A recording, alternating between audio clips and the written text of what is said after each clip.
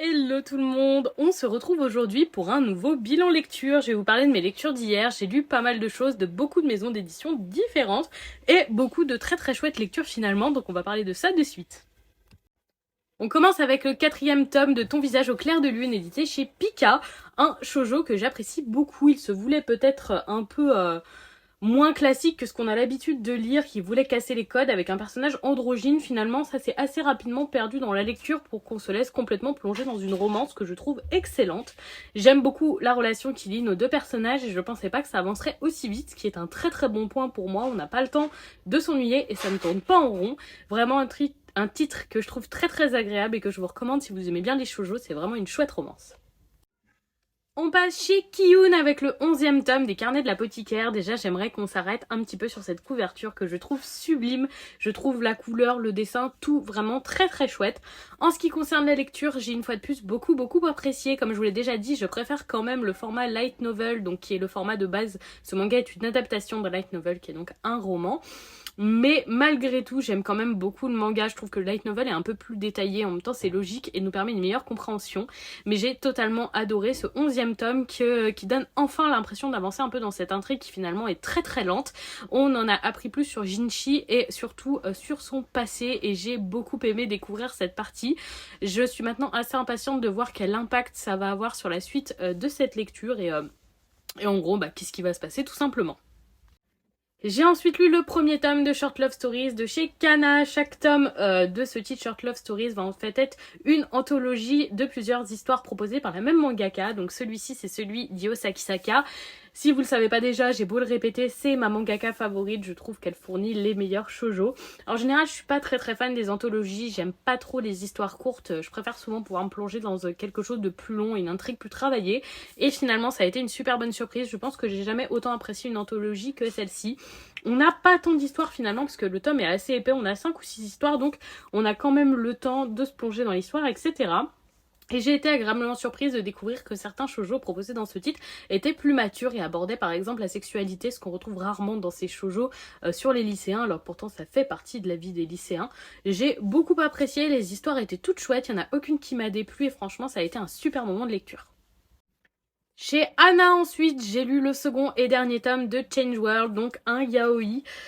Finalement, une lecture plutôt sympathique, mais pas exceptionnelle. J'ai bien aimé, mais ça reste très classique. C'est pas le genre de yaoi, qui reste dans les esprits, parce que beaucoup de yaoi se ressemblent et j'ai du mal à en trouver des marquants. Celui-là ne sera pas marquant, mais c'était quand même une bonne lecture. On reste sur une romance tout à fait classique. J'ai quand même apprécié qu'on aborde les personnes homosexuelles qui peuvent se retrouver en couple avec des personnes qui sont de base hétérosexuelles. C'était une partie de l'histoire que j'ai trouvée intéressante. Pour le reste, c'est tout à fait classique, c'est sympathique, ça se lit bien, c'est mignon, mais ça ne casse pas les codes non plus. Chez Kurokawa, j'ai lu le 16e tome de My Home Hero, un thriller que j'apprécie tout particulièrement. Cette fois, on arrive vraiment au bout du bout de l'arc autour de la famille Tosu et j'ai beaucoup aimé ce tome. On a vraiment pu découvrir le personnage de Kubo qui est juste ici en détail et qui est à la fois incroyable et en même temps terrible. Je suis très curieuse de voir ce qui va se passer par la suite parce qu'on a clairement compris que Keizen et Reika étaient maintenant à l'abri. C'est maintenant pour Tetsuo qu'on va se poser des questions et également pour Kubo et l'avenir du village, qu'est-ce qui va se passer, je suis hyper curieuse. On a vraiment fini le tome sur un moment très intéressant, très haletant, donc j'avoue j'ai très hâte de pouvoir lire le prochain. Chez Soleil Manga, j'ai découvert le premier tome de Soit m'amuse, un nouveau shoujo que j'ai beaucoup apprécié. Il a beaucoup de bons points. Tout d'abord, j'aime beaucoup le style, le chara design et les planches. Les dessins sont tout à fait à mon goût. Pour l'histoire, je suis contente qu'une fois de plus, on ait une romance qui avance bien, qui avance même beaucoup pour un tome 1. On n'est pas forcément habitué à ça dans les shoujo. Et je trouve que un peu cette nouvelle génération nous propose des choses qui tournent moins en rond et c'est vachement chouette en fait d'avoir des histoires qui avancent aussi vite. Donc ça, très bon point. Les personnages sont hyper attachants. Pour ma part, je les ai beaucoup appréciés. Et je suis contente qu'au-delà de la romance, ce titre développe un peu un second thème qui est un thème autour de la mode, la couture, les défilés, etc. J'ai beaucoup apprécié, c'est abordé de manière intéressante et accessible pour ceux comme moi qui ne s'y connaissent pas trop. C'est un tout bon pour ce premier tome, j'ai vraiment beaucoup apprécié ma lecture. De chez Édition Clair de Lune, j'ai lu le second tome de Circé, un manga français proposé par Anaïs Eustache. J'avais déjà eu un coup de cœur pour son premier titre, Azur, et le coup de cœur pour Circé est encore plus grand. Je pense que c'est mon manga français favori et celui que je vous recommande le plus, même s'il y en a d'autres très bons, celui-là est particulièrement excellent. Une histoire entre science et magie avec des sorcières dans un univers réaliste qui se passe à Paris, et on va vraiment avoir un fond d'écologie très très bien abordé, sensibilisant sans être pour autant culpabilisant. J'aime beaucoup cette lecture. Ce second tome nous amène beaucoup de nouvelles informations. On a pu découvrir beaucoup plus en détail les sorcières et le passé de Maxime et j'ai beaucoup apprécié.